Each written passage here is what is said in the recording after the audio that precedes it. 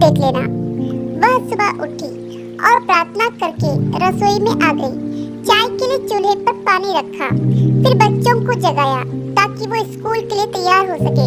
रसोई में जाकर चाय बनाई और अपने सास ससुर को दे दी। फिर उसने अपने बच्चों के लिए नाश्ता बनाना शुरू किया। बच्चे जब तैयार हुए तो उन्होंने नाश्ता किया और उसने बच्चों का लंच बनाया। इसी बीच बच्चों की वैन आ गई।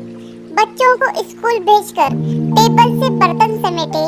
इसी बीच पति ऑफिस के लिए तैयार होने गए तो उनकी जरूरी चीजें निकाल कर दे दी। जल्दी से किचन में आई और पति के लिए नाश्ता बनाने लगी।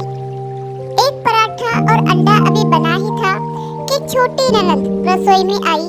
यह कहकर नाश्ता ले गई कि मुझे कॉलेज जाने में देर हो रही है। उसी समय देवर भी यूनिवर्सिटी जाने के लिए तैयार हो गया। जल्दी से पति और देवर के लिए नाश्ता बनाया और मेज पर रख दिया। 9 बजे पति ऑफिस गया तो उसने आकर टेबल से बर्तन उठाकर सास और ससुर के लिए नाश्ता बनाया। जब तक सास ससुर ने नाश्ता किया तब तक वह रसोई साफ कर बर्तन धो चुकी थी। सास ससुर के लिए नाश्ते के बर्तन समेट रही थी कि तभी सफाई वाली मासी आ गई तो उनके साथ मिलकर घर की साफ सफाई भी की।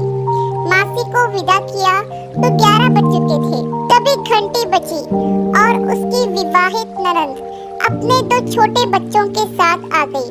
मेहमानों के लिए जल्दी जल्दी चाय और उसके साथ कुछ नाश्ता बनाया।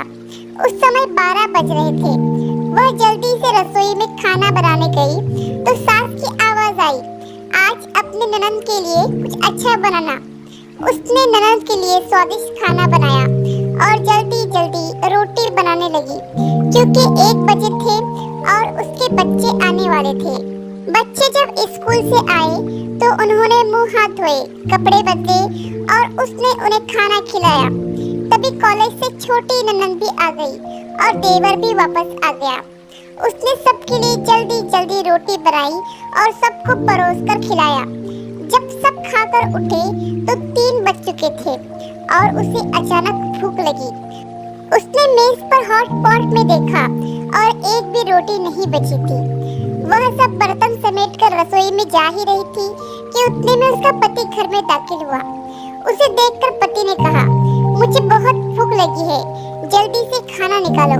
वह झट से रसोई में गई और अपने पति के लिए रोटियां और कुछ सब्जी बनाने लगी। जब उसने अपने पति के लिए खाना बनाया तब 4 बज चुके थे।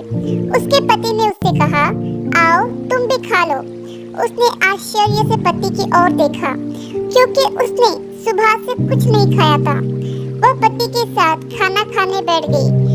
जब उसने अपने मुंह में रोटी का टुकड़ा रखा तो उसकी आंख से एक आंसू निकला। उसके पति ने पूछा, तुम रो रही हो, क्यों? उसने मन में सोचा, मैं इनसे क्या कहूँ?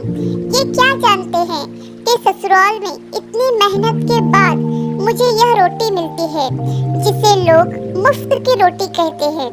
उसने अपने पति को उत्तर दिया, कुछ नहीं। उसके पति ने कहा, स्त्री कितनी बेवकूफ होती है, किसी कारण के बिना ही रोने लगती है। कहानी पसंद आई तो लाइक, सब्सक्राइब और शेयर करना ना भूलें।